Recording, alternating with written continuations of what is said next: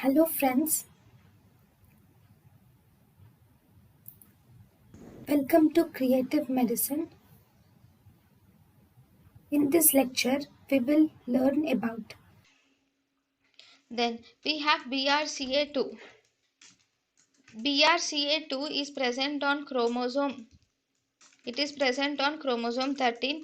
If you see BRCA2 associated cancers are actually BRCA2 associated cancers are invasive ductal carcinoma, same as BRCA1 associated cancer, but here it is well differentiated and it is hormone receptor positive also. And it mainly occurs, it is hormone receptor positive.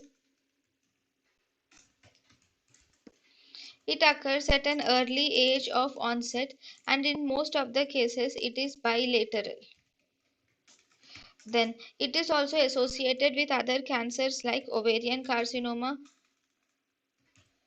colon carcinoma, prostate carcinoma, pancreatic carcinoma, gallbladder carcinoma, stomach cancers, and also melanoma.